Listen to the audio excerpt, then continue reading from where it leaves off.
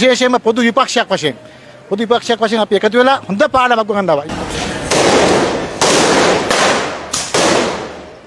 මිනිස්සු නොමග ආපු ආණ්ඩුව අපි අනිවාර්යයෙන්ම පොදු විපක්ෂයක් වශයෙන් එකතු වෙලා අපි පරාජයට පත් කරනවා. ජීවිත කාලය පුරාවටම එකම පාරක්වත් රටේ පාලන බලය ගන්න බැරි වුණු පක්ෂයක් රටේ 3/2ක ජනතාව අරමුකුත් එක්ක රටේ පාලන බලය අරගෙන හැසිරුණු විදිය ඔයාලට මතක ඇති. පාරවල් වහගෙන රටින් දාලා කිරි උතුරලා කිරිබත් හදලා පෙරදුණු පක්ෂවලට වැඩ කරපු සමාජිකයන්ගේ ගෙවල් පොදු කරලා ගිනි තියලා තිරිසන් සතුටක් ලබලා නෙමෙයි මේ පාරපත් වුණු රජය ජයග්‍රහණය සමරුවේ. රටේම මිනිස්සුන්ගේ ඡන්දෙන් ආණ්ඩු බලය ගත්ත 100% පක්ෂ කට්ටිය එහෙම හැසිරුණාට සීමිත සමාජික සංඛ්‍යාවකට විතරක් ඡන්දය දාන්න පුළුවන් සම්පකාර ඡන්දයකින් මෙච්චර කාල රටේ ප්‍රධාන දේශපාලන පක්ෂ කියපු ඡන්ද දිනා ගන්න ගහගත්ත මරාගත්ත ගෙවල් දිනී තියාගත්ත පක්ෂ ඔක්කොගම කට්ටිය එකට එකතු වෙලා දිනලා හැසිරුනේ සෝමාලියාවට පාන් හම්බුණා වගේ. ඉතින් ගම්පල සම්පකාර බලය අවුරුදු 3කට අරගත්ත පොදු විපක්ෂය ලැබුව විනෝදයයි ඒ වෙලාවේ යාලා කියපු කතා ටිකයි බලලෙමු. මේකෙදි මාලිමා රජයේ උදවිය මේ ඡන්දය අතරතුර සම්පකාරී සමාජිකාවකට තර්ජනය කරපු එකක් ගැනත් කියවෙනවා.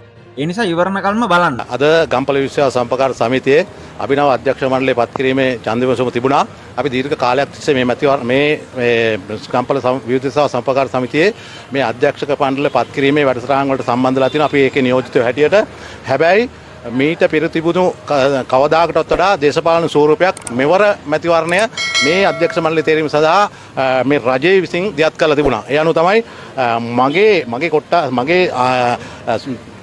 කොට්ටාසේ නියෝජනය කරන මගේ මහසභා නියෝජකකට ඊයේ දවසත් ගිහිල්ලා මේගොල්ලෝ අද මේ අධ්‍යක්ෂ මණ්ඩලයේ තේරීමේ රැස්වීමට සහභාගී නොවන ලෙස කියලා තිබුණා. අද මෙතන සම්බන්ධලා ඉන්නවා මේ දියණිය. නමුත් කෙසේ වෙතත් ජාතික ජනබලවේගයේ දැවන්ත උත්සාහයක් ගත්තා ගම්පල විශ්වාස සම්පකාර සමිතිය ඔවුන්ගේ පාලනයට ජයග්‍රහණය කරගැනීම සඳහා. හැබැයි අපි ඒකාබද්ධ කණ්ඩායමක් හැටියට ගම්පල අපේ නීතිඥ අනුරාධ ජයරත්න පාර්ලිමේන්තු මන්ත්‍රීතුමාගේ ප්‍රධානත්වයෙන් ගම්පල එක්සත් ජාතික පක්ෂ සංවිධායකතුමා හිටපු නගරාධිපතිතුමා මේ පැත්තෙන් ඉන්නවා. මේ පැත්තේ ගම්පල සමගි ජනබලවේගයේ සංවිධායකතුමා අසේල අමරසේන මැතිතුමා ඉන්නවා. ඒ වගේම හිටපු අධ්‍යක්ෂක මණ්ඩලය, ඒ වගේම ගම්පල නගරාධිපතිතුමා මේ සියලු දෙනා එක්ව වෙලා අපි අද නියම පිළිතුරක් දුන්නා ගම්පල විශ්වාස සම්පකාර සමිතිය 7-0ක් හැටියට ජයග්‍රහණය කරලා ඉතිරි 3 අවුරුදු කාලය තාමත්ම සාර්ථක පාලනයක් හැටියට මේ ගම්පල විශ්වාස සම්පකාර සමිතිය අපි මෙහෙවන්න බලාපොරොත්තු වෙනවා. සියලු දෙනාට පත්වෙච්ච සියලු දෙනාටම අපි ගෞරවනීය ස්තුතිය පුද කරනවා. ඒ වගේම නගරාධිපතිතුමා, අපේ සංවිධායකතුමාලා, ඒ වගේම අනුරාධ ජයරත්න මැතිතුමාට, ඒ වගේම සහයෝග දීපු සියලු දෙනාට අපේ ගෞරවනීය ස්තුතිය මේ අවස්ථාවේදී පුද කරනවා. බොහොම ස්තුතියි සියලු. ගම්පල සමගි ජනබලවේගයේ ප්‍රධාන සංවිධායකතුමා ගම්පල මැතිවරණ බලපෑදසි. අසේල අමරසේන.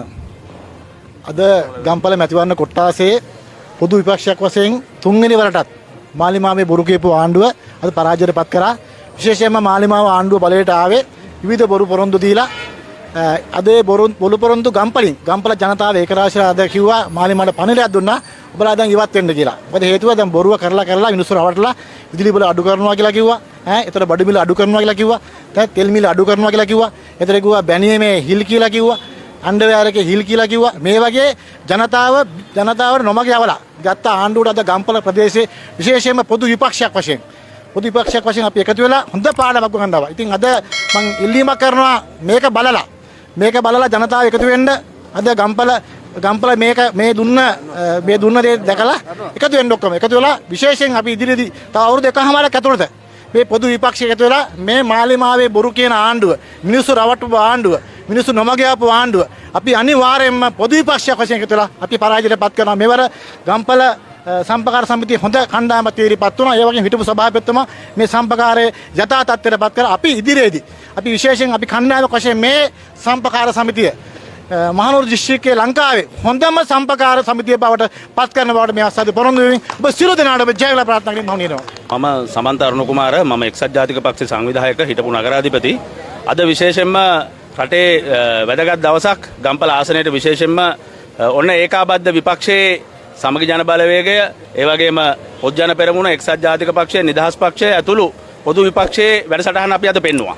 මේක තමයි අපි රටේ ඇප්ලයි කරලා තියෙන්නේ. මම හිතන්නේ ඉදිරි කාලේ මම වැඩිදුර කතා කරන්න අවශ්‍ය නැහැ. අද ගම්පල සම්පකාරයේ 7-0ක් විදිහට ජයග්‍රහණය කරා පොදු විපක්ෂය. මම හිතන්නේ ආණ්ඩුව පරාජය කළා. ආණ්ඩුවේ පරාජය ක්‍රමක්‍රමයෙන් අපිට මතුවෙමින් පේනවා. මෙන්න ජනතාවට හොඳ පාඩමක්.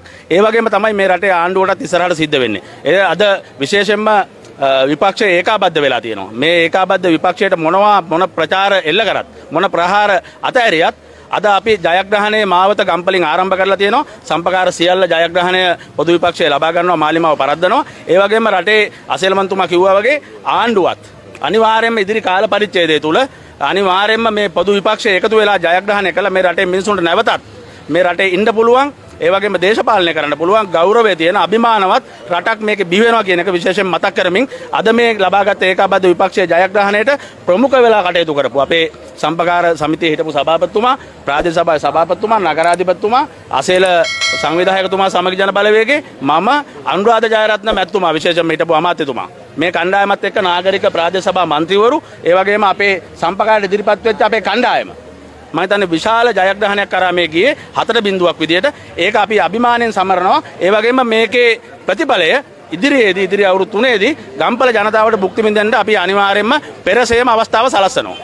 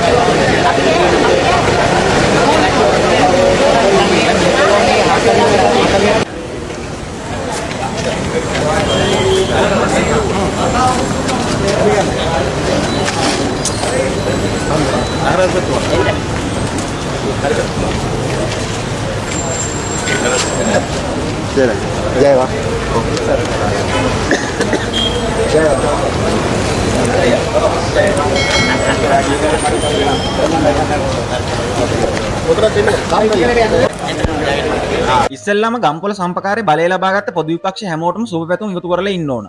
ඉතින් කොහොම වුණත් මේ මුලින්ම කතාව කරන මහත්මයා කියන විදිහට මේ ඡන්දේ දිනපෙක මෙතුමාලට ලොකු ජයග්‍රහණයක් වෙලා තියෙන්නේ.